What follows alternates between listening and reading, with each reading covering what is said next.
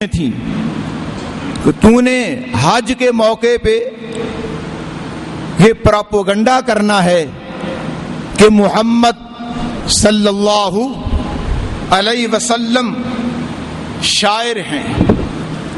تو نے کہنا ہے نہیں وہ جادوگر ہیں, کسی کو کہنا نہیں وہ کاہن ہیں, کوئی کہتا نہیں وہ مجنون اور دیوانہ ہیں. استغفر اللہ من ذالکا.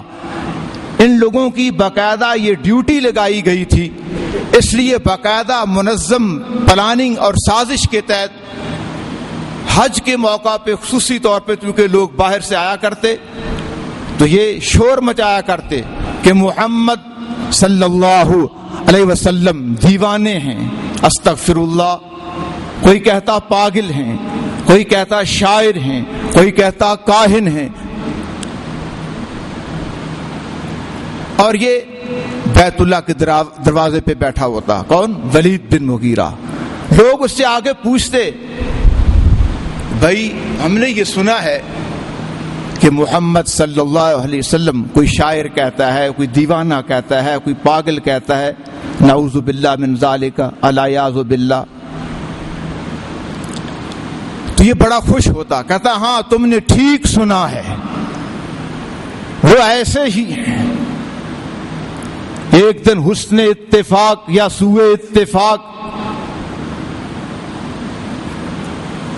نبی معظم علیہ الصلوۃ والسلام بیت اللہ میں تشریف لاتے ہیں اور ان کی بد نصیبی مستہزئین کی جو کمیٹی تشکیل دی گئی, ان کی بدبختی کہ یہ بھی پانچوں وہاں موجود ہیں.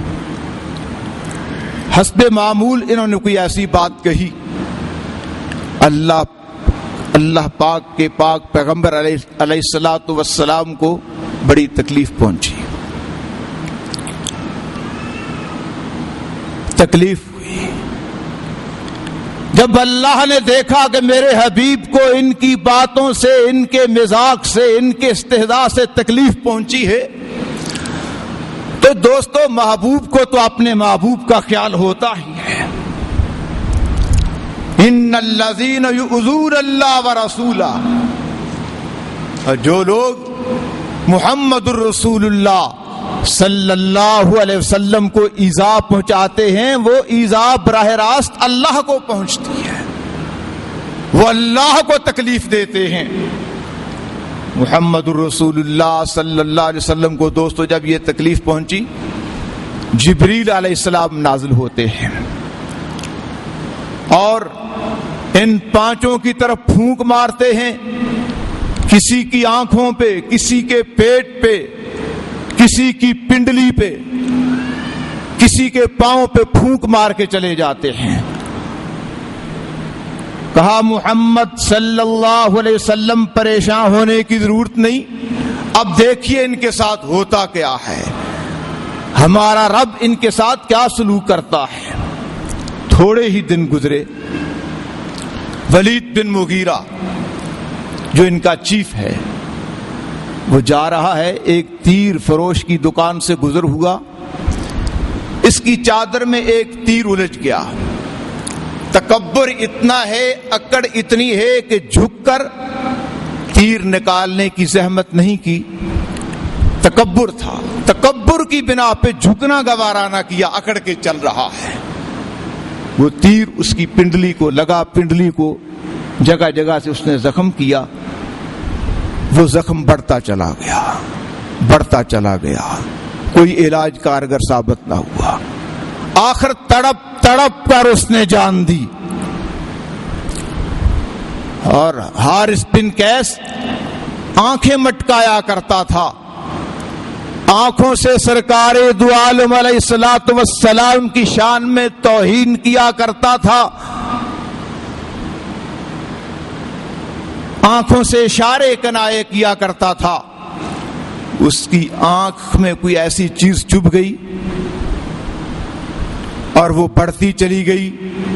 کہتا ہے میری آنکھ میں کوئی کانٹا چبھ گیا ہے, شدید درد ہوتی اور شدت درد کی وجہ سے دیواروں کے ساتھ ٹکریں مارتا ہے. آخر وہ ٹکریں مارتا مارتا خود مر گیا. ایک اور تھا اسود بن یغوث، اسود بن مطلب، ان میں ایک کو پیٹ کی بیماری میں مبتلا کر دیا گیا، اور ایک جو بڑے بکواس کیا کرتا تھا، شاعر کہا کرتا تھا، مجنون کہا کرتا تھا، الیاذ باللہ، اس کے منہ سے خون، گندگی اور پیپ جو ہے وہ جاری شروع ہو گئی. اور ایک اور اسود، دوسرا جو ہے، اسود کا مطلب ہوتا ہے کالا، بہت سیاہ.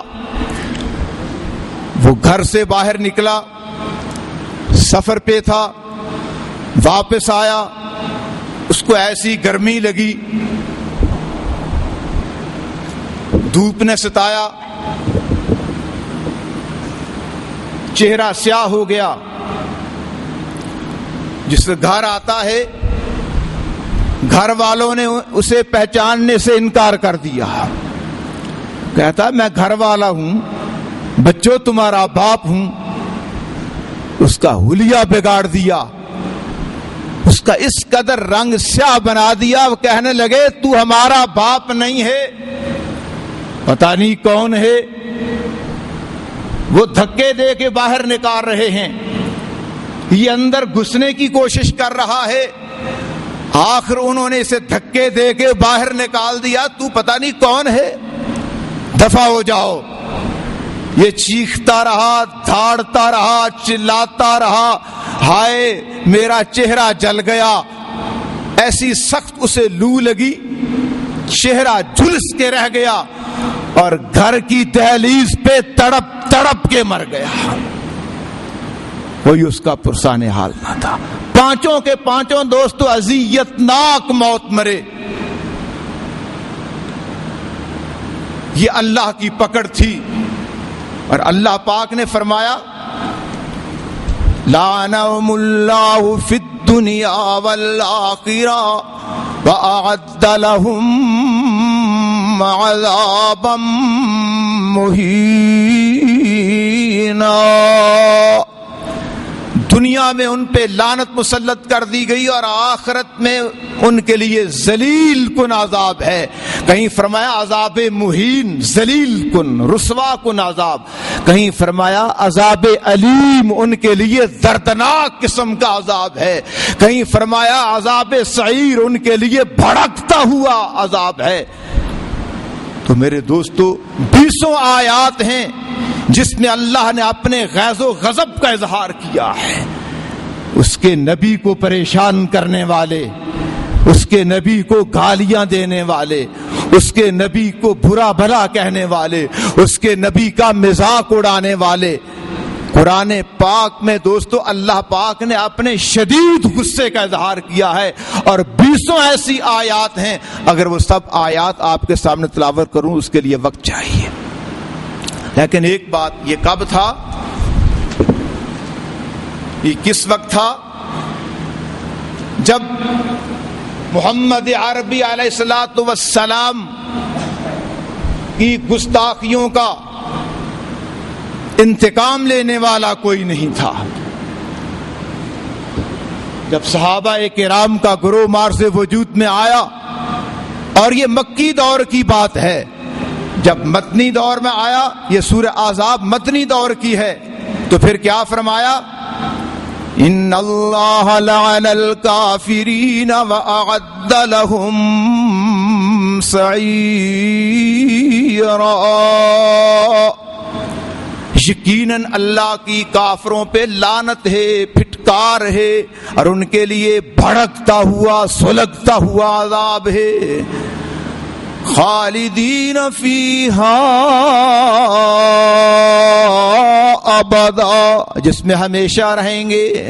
لا یجدون ولیا ولا نصیرا، جہاں کوئی حمایتی، کوئی دوست، کوئی غمخوار نہیں پائیں گے، کوئی ان کی ضمانت کرنے والا، کوئی ان کی حمایت کرنے والا، کوئی ان کی خبر گیری کرنے والا نہیں ہوگا. کوئی لا یجدون